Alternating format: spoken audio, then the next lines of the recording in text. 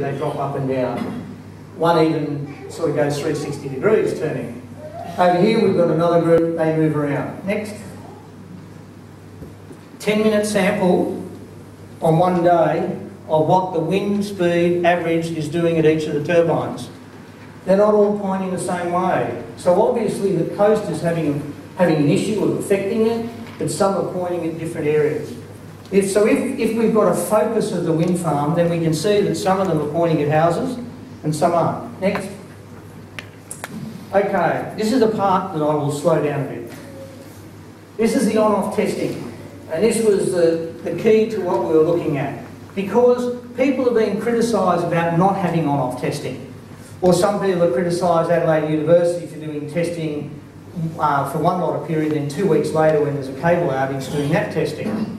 We had complete shutdowns, and I want to go through this and show you how the data in there allows us to look at these things. We have that the wind farm is operating. Here's its wind. This is down the southern section, and we have its wind direction.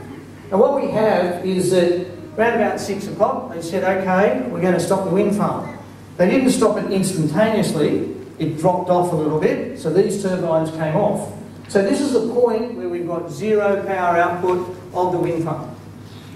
Absolute zilch. We've got all the data. They gave us all the listings for individual turbines, so we know positively that's zero because this is their data we plotted. This is the wind information. The wind information kept on going for about another hour because it had a UPS supply. So it was absolutely fantastic because we now know what the wind is, speed and direction, prior to and after the shutdown. So if we want to do any testing or evaluate the data, if we look before and we look about after, it's under the same wind conditions at the same spot. And that's what people haven't been able to do before. Startup is a little bit of a problem because we don't have the UPS and they get the power and away they go. Next. Okay. This is if we take sound, or if we take light and we pass it through a prism, it goes into different colours of the rainbow. Well, we can do that with sound and break it up into different frequencies. The dBA just covers everything, and in acoustics a lot of times they go down to 1/3 octaves. Those that play the piano know what an octave does, and so you look at 1/3 of it. And what we have is both outside and inside, we have on-off. The blue is off and the red is on. And on a 1/3 octave basis, you don't see any difference. And this is a problem because it's not looking in at this good enough resolution. You can't tell because in actual fact when it's off it's louder in these frequencies, and that's because of the wind. On-off here, not much difference. However, if you go into this narrowband information, then it becomes easier. We're only looking up to 25 hertz. For those that operate with motors, 25 hertz, you just multiply by 60 and you get RPM. So 20 hertz will be 1200, so you've got an idea of it. Here's the signal that's down here, on, off. This is only like 45 minutes apart. This is repeated day after day after day for the shutdowns. Next. So people haven't been able to, sometimes people have a problem looking, there's a 1/3 octave and there's an FFT. So what I did is I merged them together using the same analysis package, and I can put the FFT, which is a narrow band, with the 1/3 octave at the same time. Therefore, if you look between them, on and off, we get none of this frequency here, we get that down there, and the red doesn't look any difference. In other words, if you stick to 1/3 octaves, you're not going to find what's going on. Next. Another way of looking at this is three-dimensional. We call that a sonogram for acoustic purposes, and the idea is that this is the infrasound region, 0 to 10 hertz.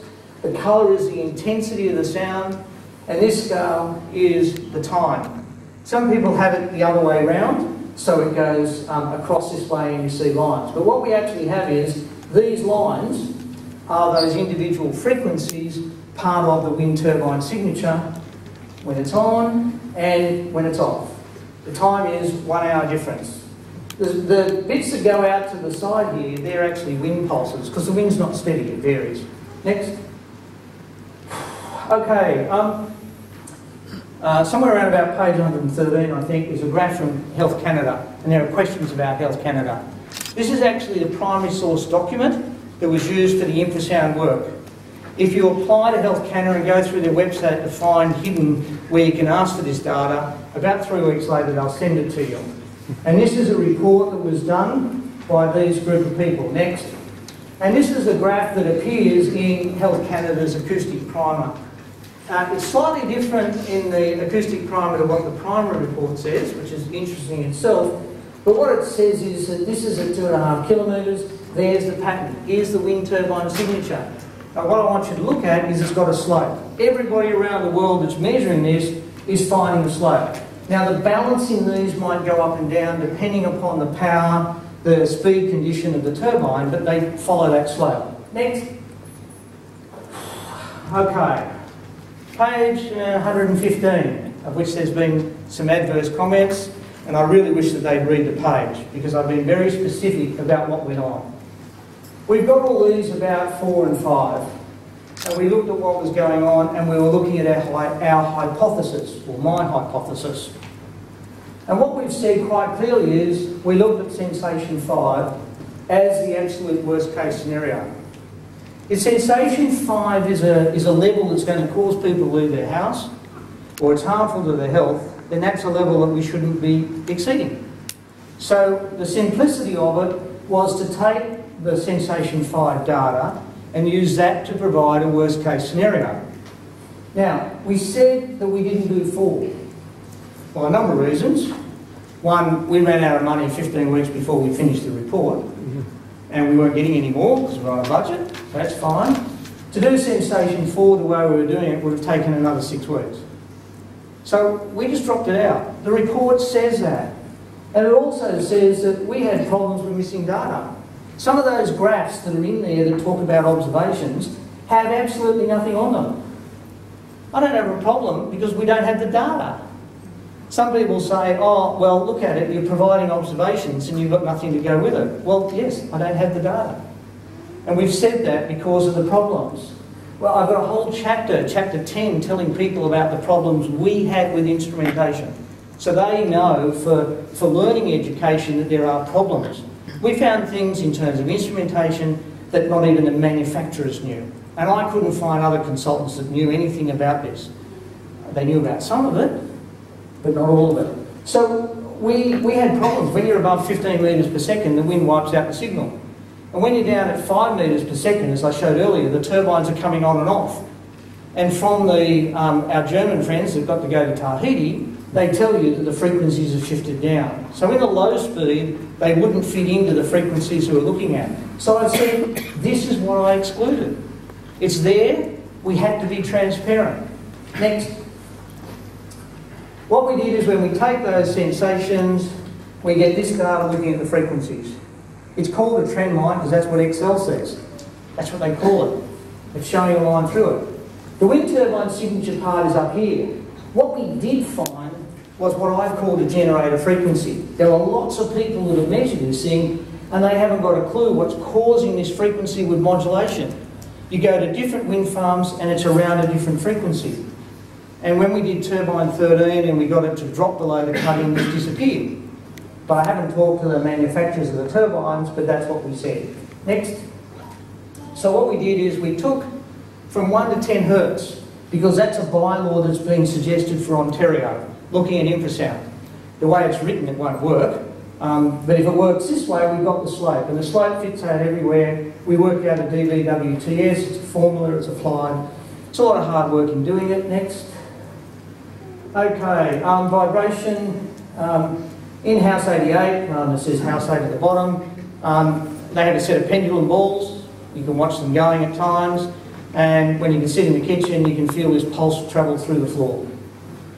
It's quite amazing. So outside, gusty, windy day, this is vibration. Nobody moving around, it's a probe in the ground. It's not a significant amount of vibration. I'm not saying it's dramatic, but this is what occurs because the buildings can amplify what's going on. Next. That's an expanded view to show that it's a pulse, and acousticians know what that means. Next.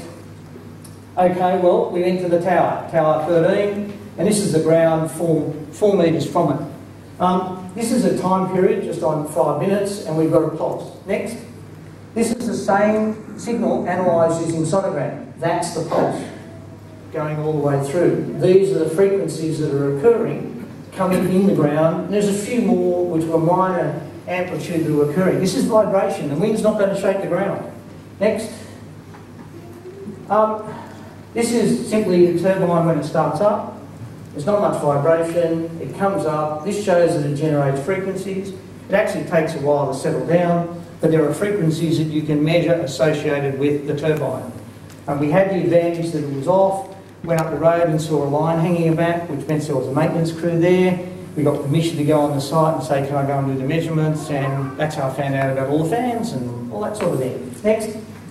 On the tower, similar thing as some pulses, it's operating, and we get some significant pulses. And when you stand there and you can feel the tower shake, and you can see the wind gust occur, and you watch the blades move, there's something happening. Next.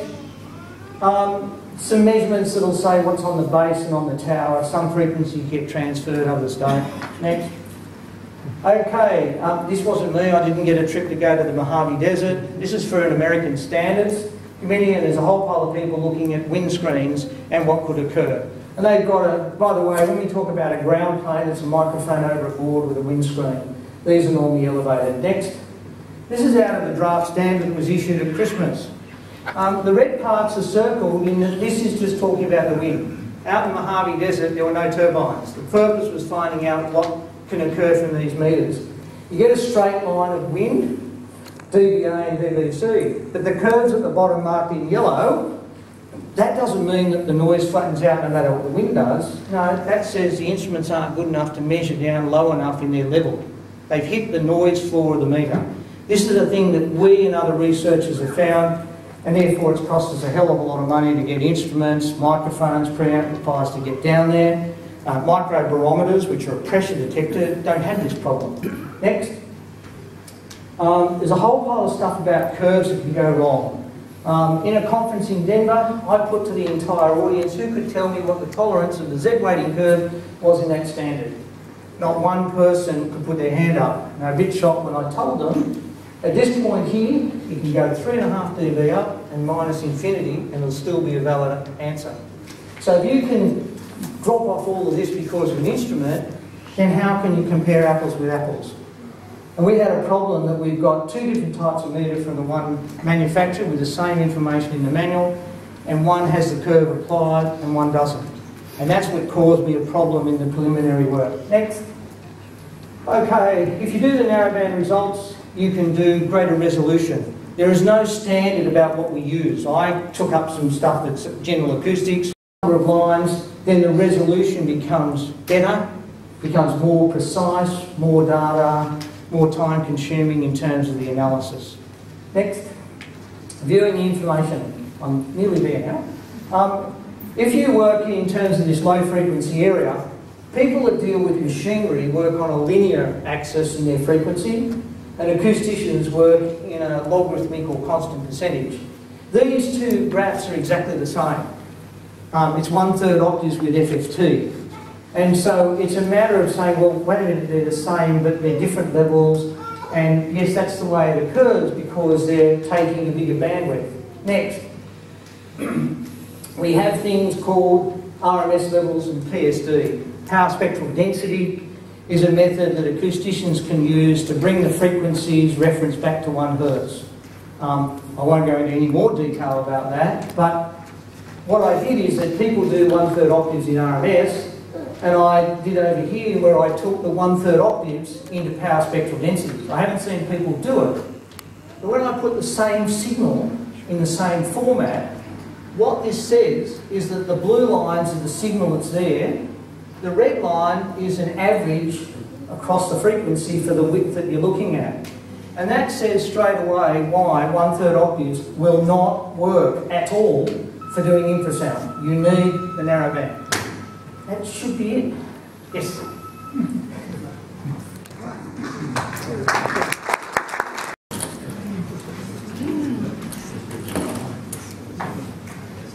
The test papers will be handed out shortly. Okay, while Stephen has a chance just to have a little drink and just catch his breath, we'll get ourselves organised. He is in fact going to continue on. The next section of the meeting will be devoted to questions that were submitted earlier. There's quite a range of them, quite a large number of them too, and indeed a number of them cover similar ground. So there'll be some effort to try and compress those, but this does give people the opportunity to, those who have a chance to venture into the report, to test their theories or put particular questions that may have occurred to you. And after that, as I said, we'll go to questions from the floor. Okay. Thank you. The questions have been grouped by Pacific Hydro, as said there. You guys are going to have to do a lot of reading, because there's no point in me reading out the questions. We just won't have the time for that. They've been grouped into it, and therefore they have some headings, and we're going to try and run through them. Let's go. I'm going to put the questions up there, and I'll let you read them, and I've got the cheat sheet about some answers, and I'm going to try and put them all together. We've already heard tonight that Pacific Hydro in 1 requested the study for only 3 houses. And there's a brief which I asked you to look at and remember that was going on. They've identified also to the community committee what was going on. Now obviously if you go further away from the turbines, then the energy that comes from them should be less, and hopefully so should be the impact. If you compare the properties down to the surf club, which there is a measurement down there at night after one of the consultative committee meetings, you'll see that the levels are significantly lower than what happens at the test houses. If you go along Bridgewater Lakes, for the people that are down here, and you go along that road, the road to there are parts where the topography shields it, that is the hillside, you have no direct line of sight, and obviously if you can't have a direct path to it, then there will be a reduction. So if you want to think of a torch, this is a flashlight, we turn all the lights out and I shine it, then you'll be able to see the torch. But if I put this in front of it, the torch will reduce. There'll be a bit coming over the top, but you won't be getting the direct force. So that's the sort of concept that topography in an area can do. The problem with low frequencies is that they're really good at bending round the hills and that, so you still get some energy. In terms of number 2, well, we've already said that it wasn't a health study, and that's quite specific. Now, in terms of the residents' diaries, I didn't tell them to record health stuff. I told them to record sensation, vibration and noise in a category of 1 to 5, give me the date and give me the time. I did have on the second page that if they wanted to, they could describe what was going on, the weather or any of their health things, and some people could give blood pressure. I didn't ask for it. If they wanted to put it in, then that's what occurred. In terms of our analysis, didn't look at any of that stuff, just went through in a very clinical manner of looking at the 1 to 5s. And it's only for the questions for tonight that I start to look at some of the observations, and I'll discuss that later. Now, the residents were in the appendix, there's an appendix there, I think it's M, if I got it right, they put their own comments. They were part of the study and they wanted to put their comments. And so if they've mentioned matters about health and what was going on, it's them, it's not me, it's not from the study results. Now there was a question there. No, I didn't tell the Australian that there was anything related to health effects. There's a big question later about the Australian, so we'll come back to that. 3, the balance exercise testing. No, it wasn't with the scope of the work. I think people need to look at it. I observed one of the residents opening a gate for me, stood up and was actually unstable. It's a power observation.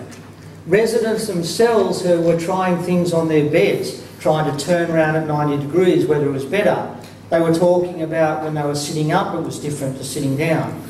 So there were things that they were already doing as part of the exercise of themselves trying to work out what was going on, and said, well, would you like to try this and would it be any difference? Now, and in some cases, irrespective of the balance exercise, which only went on for a little bit of time, some residents went there, experienced the turbines and disappeared and felt crook for a couple of days. Nothing to do with the balance exercise. So if we go to page 164, I'd like people to read this, and I put it in red. That's how the stuff got in the report about the balance exercise. It says that it's there, bending over, and the residents requested this for the benefit of other researchers. I got Professor Dickinson in New Zealand over the moon about the balance exercise because it's a subject he's been looking at for a number of years. And so that is actually quite good. Now, there was originally a suggestion of doing some medical studies with the original study as part of that, and the answer was no, because we were just looking at this investigation. Next one. Did the residents know when the wind farm was shut down? Well, certainly not from me and not from Pacific Hydro, but if they walked outside in the day, it would be pretty obvious.